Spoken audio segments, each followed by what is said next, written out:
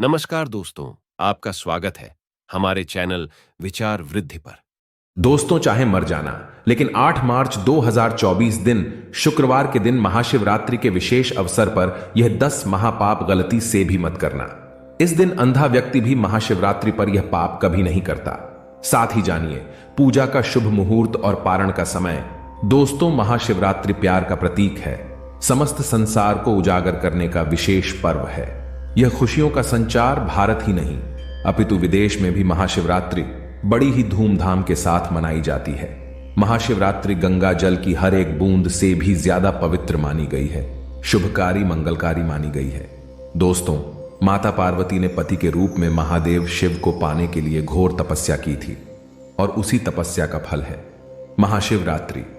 कालों के भी काल महाकाल का आशीर्वाद पाने के लिए कमेंट में लिखें, जय हो गौरी शंकर की जय हो। देवों के देव महादेव को एक लाइक जरूर करें।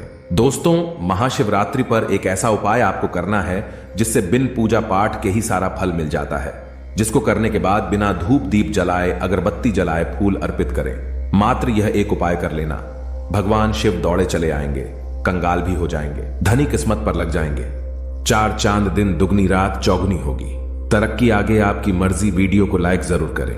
दोस्तों, भगवान भोलेनाथ को समर्पित इस पर्व का शिव भक्त पूरे साल इंतजार करते हैं और भांग के रस में शिव के विवाह में लीन हो जाते हैं। नृत्य आदि करते हैं, जागरण आदि करते हैं, भंडारा करते हैं, क्योंकि ये महाव्रत विवाह में आने वाली सभी प्रकार की बाधाओं को दूर करता है, सभी की मनोकामनाओं को पूर्ण करता है। शिवरात्रि की रात है और सभी साधकों के लिए अद्भुत रात है, जगाने की रात है। कुछ लोग पूरी रात जागकर शिव पार्वती की पूजा करते हैं। दोस्तों, और आज रात जगने का साइंटिफिक कारण भी है।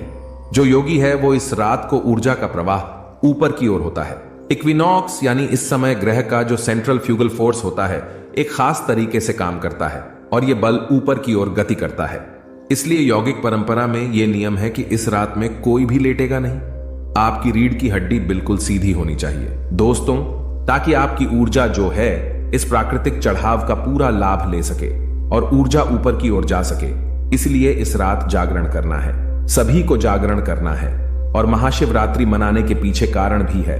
इस दिन क्षीण होता है चंद्रमा, तो इसके माध्यम से पृथ्वी पर अलौकिक लयात्मक शक्तियां आती हैं जो जीवनी शक्ति में वृद्धि करती हैं। यद्यपि चतुर्दशी का चंद्रमा क्षीण रहता है, लेकिन शिव स्वरूप महामृत्युंजय दिव्य पुंज महाकालासुरी शक्तियां का इस रात्रि में नाश करते हैं।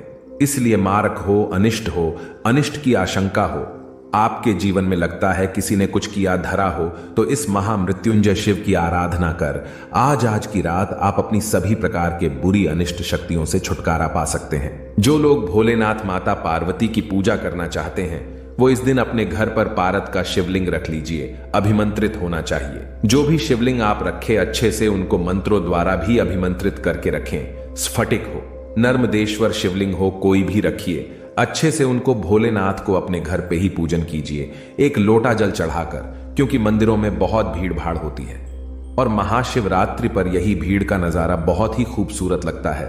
कोने कोने में शिव भक्त हैं। अगर नहीं पॉसिबल होता है, ठीक से जल नहीं चढ़ा पाए, तो घर में ही शांति से आप पूजन करें। गन्ने का रस हुआ, पंचामृत हुआ, इससे आप इस दिन भोलेनाथ का अभिषेक कीजिए। दूध, दही, घी, शहद, शक्कर, पंचामृत बनाकर के अभिषेक कीजिए। दोस्तों, फिर भोले बाबा का श्रृंगार कीजिए, चंदन चढ़ाइए, अक्षत चढ़ाइए, जनेऊ अर्पित कीजिए। थोड़ा सा इत्र चंदन का इत्र विशेष रूप से भोले बाबा को बहुत प्रिय है, तो वो आप अर्पित कीजिए। उनके पसंदीदा पुष्प चढ़ाइए, आंकड़े की माला से उनका श्रृंगार कीजिए। कनेर के सफेद पुष्प चढ़ाइए। प्रजापति के पुष्पे कनेर हुए, कमल हुए, गुलाब हुए, बेल हुए, ये फूल उनको बहुत प्रिय हैं। ये अर्पित करें और 5 बिलपत्र अवश्य चढ़ाएं। अगर आपको बिलपत्र नहीं मिलते हैं या कटे फटे मिलते हैं जैसे तैसे, तो एक चांदी का बिलपत्र रख लीजिए। उस दिन उसी को 108 बेलपत्र, ध्यान रखें, चांदी का बिलपत्र आपका अभिमंत्रित होगा तो वो 108 बिलपत्र अर्पित करने का फल आपको प्राप्त कराता है। 1.25 लाख बिलपत्र से आप भोले बाबा का जैसे अभिषेक करते हैं उतने ही मंत्रों से उसका अभिषेक उनको अर्पित करने से उसका फल प्राप्त हो जाता है। और अभिमंत्रित बेलपत्र आप इस दिन चाहें तो, या जो आपके पास बेलपत्र है उसी पर आप श्री श्री लिख करके या ओम नमः शिवाय या राम राम लिख करके अर्पित कीजिए। चिकना भाग जो होता है उस पर लिखिए और ये डायरेक्ट शिवलिंग पर अर्पित हो। इस प्रकार से आपको बिलपत्र चढ़ाने चाहिए, कटे फटे बिलपत्र ना हो। इस बात का ध्यान रखें, जो व्यक्ति अधूरी चीज भगवान को अर्पित करता है तो उसे भी कटे फटे पत्तों की तरह ही कटा फटा फल ही प्राप्त होता है। दोस्तों, कहते हैं कि जब भोलेनाथ ने गले में विष धारण किया था तो आदि शक्ति मां के कहने पर देवताओं ने भगवान शिव के सिर पर भांग, धतूरा, बेलपत्र आदि रखा और निरंतर जल अभिषेक किया था, जिसकी वजह से उनके मस्तिष्क का ताप कम हुआ था। और उस समय से ही भोलेनाथ को भांग, धतूरा चढ़ाया जाता है। और यह बात शिव भक्तों में बहुत कम लोगों को ही पता है कि इसी कारण शिवलिंग पर भांग, धतूरा चढ़ाया जाता है। दोस्तों, अगर आपके घर में शिवलिंग है तो आज के दिन आप चाहे तो शिव जी का त्रिशूल हुआ, डमरू हुआ, ये भी आप उनको अर्पित कर सकते हैं। शिव जी के डमरू की डम डम की ध्वनि मंगल गुरु से संबंधित होती है। चंद्रमा उनके मस्तक पर विराजमान होकर अपनी कांति से अनंत आकाश में जटाधारी महामृत्युंजय को प्रसन्न करता है और बुध आदि ग्रह इसमें संभाव से सहायक होते हैं। तो ये आज के दिन डमरू अर्पित करें, भोले बाबा को डमरू धारण भी कर सकते हैं। अभिमंत्रित करके आप अपने शरीर पर छोटा सा चांदी का डमरू धारण करें। नासा में एक महिला वैज्ञानिक है जिनका नाम सेलिना है। उनके गले में भगवान शिव का डमरू है। वह मानती हैं पूरा ब्रह्मांड ही शिव है, इसीलिए आप भी अपने गले में छोटा सा डमरू अवश्य धारण करें। जब अंग्रेज लोग, विदेशी लोग डमरू धारण कर सकते हैं, शिव का नाम ले सकते हैं, तो आप तो सच्चे सनातनी हैं। आपको गर्व होना चाहिए। आपके ऊपर भगवान शिव का आशीर्वाद है। आप सनातनी हैं। लोग आपके धर्म को जान रहे हैं और आपके रोंगटे खड़े होना चाहिए कि भगवान शिव ही एक ऐसे सच्चे और साक्षात प्रमाण देते हैं कि मैं ही विज्ञान हूं, मैं ही प्रकृति, मुझ में समस्त संसार देख रेत के कण से लेकर जगत संसार तक आसमान का हर किनारा मुझ में ही समाहित है। दोस्तों, इसीलिए डमरू अवश्य धारण करें, त्रिशूल अवश्य धारण करें, लेकिन वह अभिमंत्रित होना चाहिए। सभी पुरुष इसको हाथ में कड़े की भांति धारण कर सकते हैं। यह अपने आप में चमत्कारी होता है। और भोले बाबा तो वो है जिनके सिर पे तो कांवड़िए भी श्रावण मास में मटके फोड़ देते हैं। वो बेचारे फिर भी फल देते हैं। लेकिन भोलेनाथ जितना जल्दी प्रसन्न होते हैं उतना जल्दी क्रोध में भी आ जाते हैं। कुछ खास चीजें होती हैं जो उनको बिल्कुल पसंद नहीं आती हैं। आज हम बात करेंगे उन चीजों की जहां एक और भांग धतूरा उनको बहुत प्रिय है, पुष्प उनको बहुत प्रिय है, जल का अभिषेक करना उनको बहुत प्रिय है, पंचामृत गन्ने का रस, इससे आप अभिषेक कीजिए, उनको बहुत प्रिय है, इत्र के जल से अभिषेक कीजिए। दोस्तों, लेकिन वही गन्ने का रस अगर बासी हो तो भूल से भी कुछ लोगों को मैंने देखा है रात में या पहले दिन ही फ्रिज में लाकर रख देते हैं गन्ने का रस और अगले दिन सुबह सुबह उससे भोले बाबा का अभिषेक करते हैं। ऐसी गलती ना करें, नहीं मिलता है तो आप सिर्फ जल से अभिषेक कीजिए। जल में थोड़ा सा इत्र डाल करके अभिषेक कीजिए। ऐसा करके आप अपने आप को ज्यादा ज्ञानी साबित ना करें। कुछ लोग पैकेट लेके जाते हैं या प्लास्टिक की बोतलों में दूध लेके जाते हैं, उससे अभिषेक करते हैं। ऐसा ना करें। स्टील का लोटा ले लीजिए, चांदी का लोटा ले लीजिए। जो आपकी ये स्टील की कटोरी है उसे ले लीजिएगी, गिलास ले लीजिए, उसमें दूध रख करके गौ माता का दूध हो वो आप अभिषेक कीजिए। जो पैकेट वाले बासी दूध होते उससे आपको भोले बाबा का अभिषेक नहीं करना चाहिए। उसमें कई केमिकल मिले होते हैं और बाजार में मिलने वाला पैकेट वाले दूध में कई जानवरों का दूध मिक्स होता है जो कि शुभ नहीं माना जाता। नॉर्मल जल से अभिषेक कर लीजिए। अगर नहीं मिलता है तो यह भी बहुत चमत्कारी होता है। उसकी जगह सरसों तेल ले लीजिए, उससे अभिषेक कीजिए।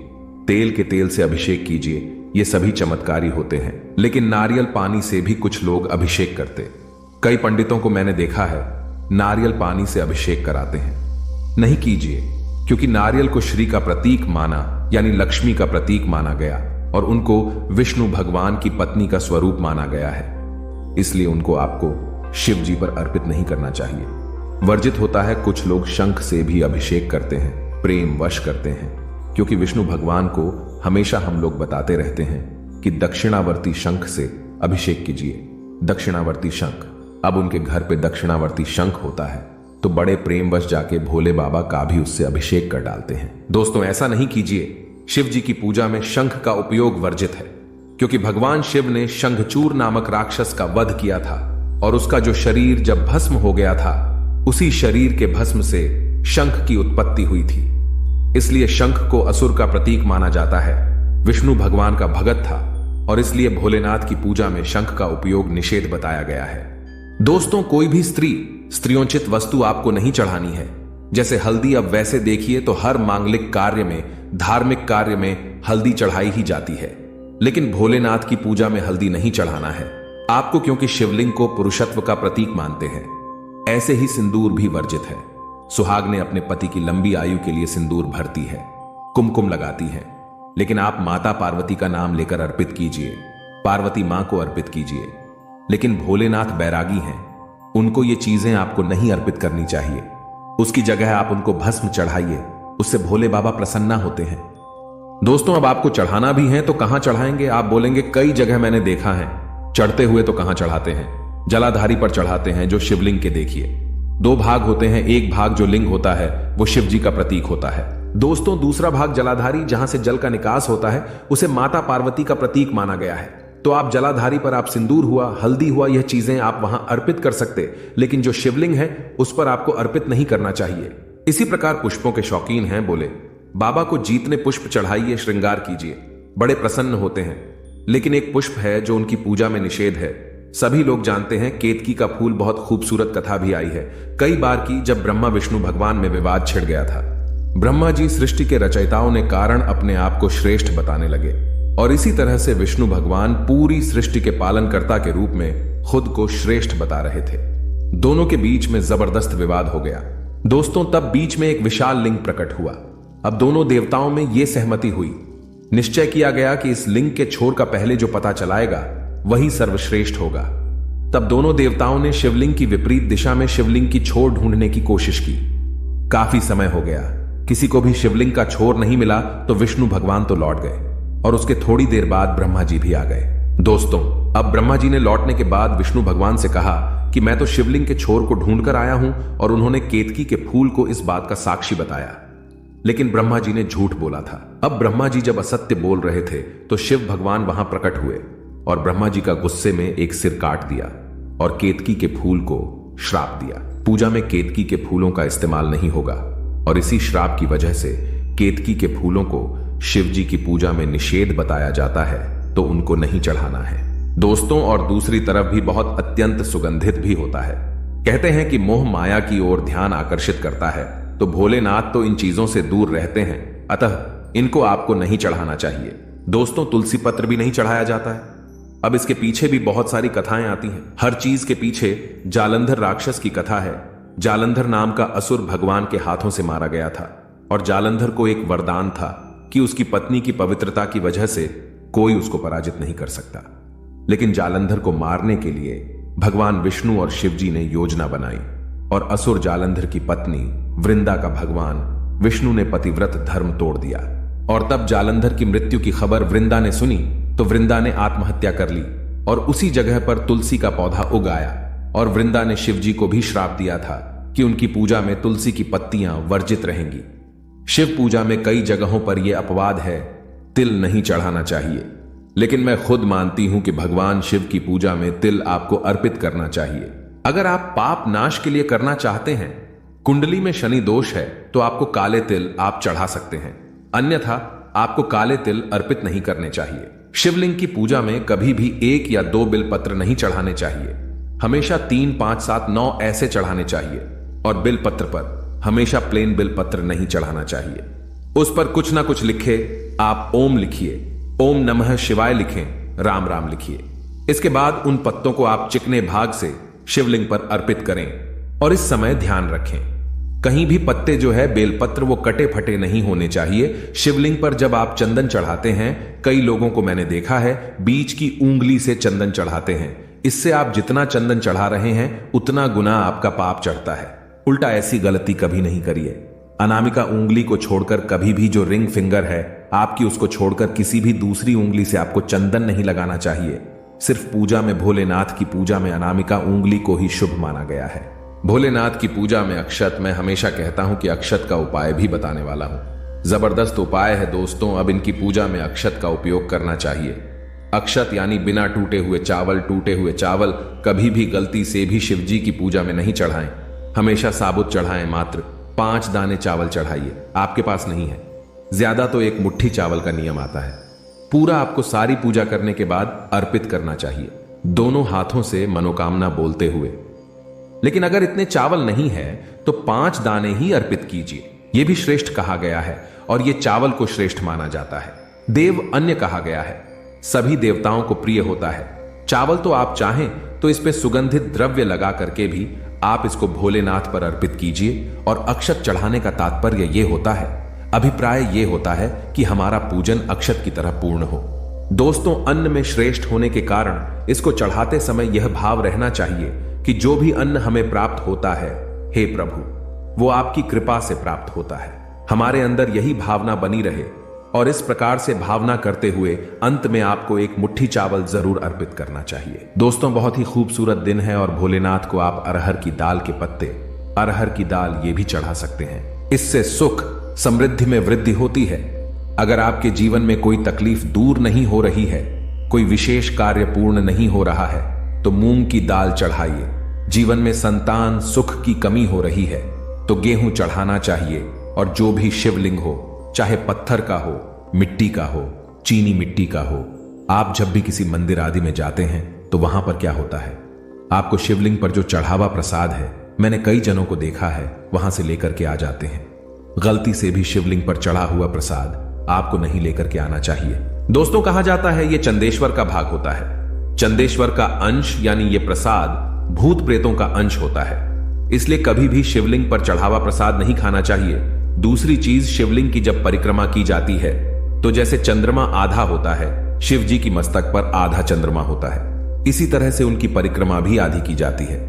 इस बात का ध्यान रखें। दोस्तों, शिवरात्रि के दिन दूसरों को दुख पहुंचाना, किसी की गलत तरीके से कोई हानि पहुंचाना, सीधे साधे लोगों को परेशान करना, मंदिरों में जा रहे हैं तो गलत तरीके से ताक झांक करना, इस तरह के लोगों को हमेशा शिवजी पाप देते हैं, इनसे नाराज हो जाते हैं।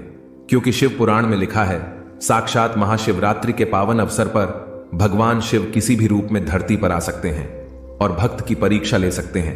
भगवान शिव आपकी कठोर परीक्षा भी ले सकते हैं, साधारण परीक्षा भी ले सकते हैं। इसीलिए ऐसा पाप कभी मत करना। हर मनुष्य में जिसे शिव ही शिव दिखते हैं, उसे नारायण का आशीर्वाद मिलता है, देवियों का आशीर्वाद मिलता है। भगवान शिव साक्षात उसे शिवलोक में स्थान देते हैं। दोस्तों, हमें नहीं पता किस रूप में नारायण मिल जाए, भगवान शिव मिल जाए, किस रूप में जानवर आदि के रूप में, प्राणी के रूप में, पशु पक्षी के रूप में भगवान शिव हमें दर्शन दे जाएं, हमें पता नहीं चलता। इसीलिए मनुष्य को चाहिए कि साधारण जीवन और सरल स्वभाव, उसके मन में ममता कूट कूट कर भरी होनी चाहिए, तभी ही भगवान शिव उसे दर्शन देते हैं और दीर्घायु प्रदान करते हैं और उसके मन में ही शिव वास करते हैं, श्री हरिवास करते हैं। दोस्तों, क्योंकि एक बार जब पार्वती माता ने भोलेनाथ से पूछा कि आप गृहस्थ लोगों का कल्याण किस तरह से हो सकता है, तो भोलेनाथ ने बताया कि ऐसे गृहस्थ पर सभी देवता हो, ऋषि मुनि हो, महर्षि हो, प्रसन्न रहते हैं, जो सच बोलते हैं, जो सभी प्राणियों पर दया करते हैं, जो अपने मन और इंद्रियों पर संयम रखते हैं, सामर्थ्य के अनुसार सेवा परोपकार करते हैं, अपने माता पिता, अपने बुजुर्गों की सेवा करते हैं, जो शील से रहते हैं, एक पत्निष्ठ रहते हैं, सदाचार से रहते हैं,